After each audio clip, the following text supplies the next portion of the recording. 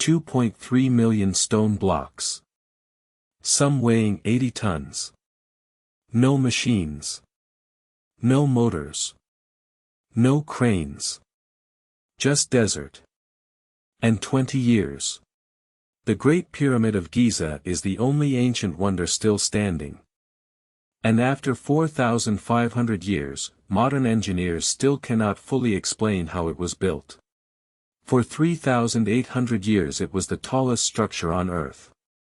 Taller than any cathedral. Any palace. Any fortress.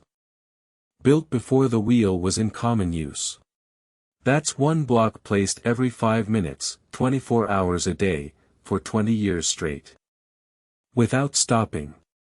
The base covers 13 acres, the size of 10 city blocks. It is level to within 2 centimeters across 230 meters. We have GPS and laser instruments today. We still cannot match that precision. The interior stones fit together so perfectly that a piece of paper cannot be slid between them. No mortar was used. Just stone against stone. Here is what they never told you in school. The workers were not slaves. They were paid. They received bread, beer, meat, and medical care. When they died on the job, they were buried near the pyramid, with honor. We found their village. Their bakeries. Their hospitals. Graffiti on the stones with names like Friends of Khufu and Drunkards of Menkaure. These were proud men. To an Egyptian, the pharaoh was not just a king. He was a living god. Building his tomb was not labor. It was an act of faith. The Great Pyramid was designed around 2560 BCE for the pharaoh Khufu. At its peak it stood 146 meters tall. It held that record for 3,800 years. The heaviest stones, granite for the inner chambers, came from Aswan. 800 kilometers away. They were floated down the Nile on barges. Experiments have confirmed that wooden sleds pulled over wet sand can move enormous blocks. One worker can pull a stone 7 times his own weight. The Egyptians understood friction better than we assumed. But here is where it gets complicated. How did they get the stones up? A straight ramp tall enough would need more material than the pyramid itself. Engineers propose spiral ramps. Internal ramps carved inside the structure. Counterweighted lifting systems. None of them have been fully proven. In 2017, a team used cosmic ray muon detectors, the same technology used to scan volcanoes, and discovered a hidden void inside the pyramid. 30 meters long. Not on any map. Not in any ancient text. Not accessible from any known passage. What is it for? Nobody knows. Some believe it is a stress-relieving chamber above the Grand Gallery.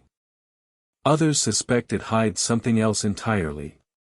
The king's chamber sits at the center of mass. 2 shafts angle upward through the pyramid and point precisely at the stars, Orion's belt and the North Star as they appeared in 2560 BCE. This was not accidental. The pyramid is an astronomical instrument encoding the position of the sky at the moment of its construction. The original exterior was not rough gray stone. It was covered in polished white Tura limestone, smooth and brilliant, reflecting the sun like a giant mirror. Ancient texts say you could see it from a distance of 160 kilometers. Some claim it was visible from the moon. It would have looked like light itself rising from the desert. Most of that casing is gone. Stripped away in the 14th century to build mosques and palaces in Cairo. The city of Cairo is partly made of the Great Pyramid. The Sphinx stands guard nearby, carved from a single limestone ridge, facing east toward the rising sun.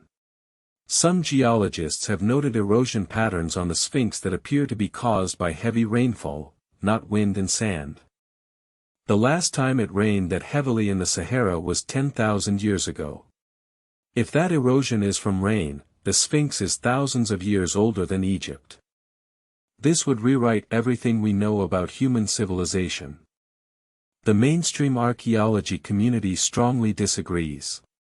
Here is the question that has haunted historians for centuries.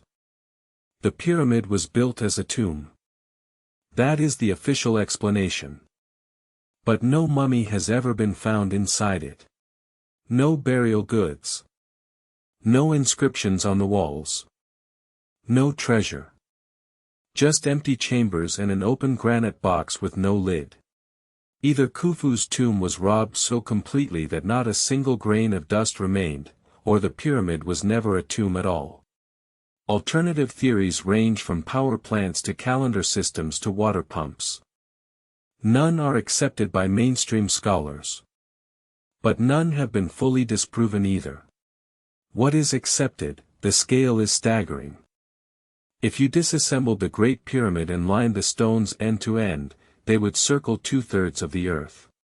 The pyramid has survived earthquakes, sandstorms, invasions, and 4,500 years of desert heat without shifting measurably from its original position.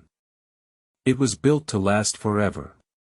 3 smaller Queen's pyramids stand nearby. The Valley Temple. The Causeway. The Mortuary Temple. Giza was not just a pyramid. It was an entire city for the dead. Khufu himself left almost no other trace. Only one confirmed portrait exists, a tiny ivory figurine barely 7 centimeters tall. The man who built the greatest structure in human history left one small statue. His pyramid, however, left everything. A message in stone. A declaration that said, "We existed. We understood things you don't. Remember us." Modern engineers have run the numbers. To build the Great Pyramid today, using our best machinery and materials, it would cost approximately $5 billion. And it would take longer than 20 years. The ancient Egyptians did not have our technology.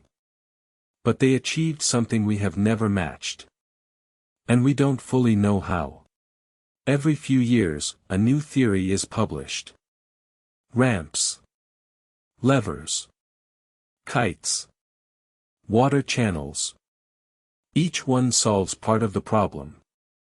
None of them solve all of it. The pyramid is not patient. It does not care about our theories. It stood before Rome. Before Greece. Before writing itself was common. And it will stand long after everything we build has crumbled. The Great Pyramid of Giza is not just an ancient wonder. It is an open question. Still standing. Still silent. Still waiting for an answer we may never find.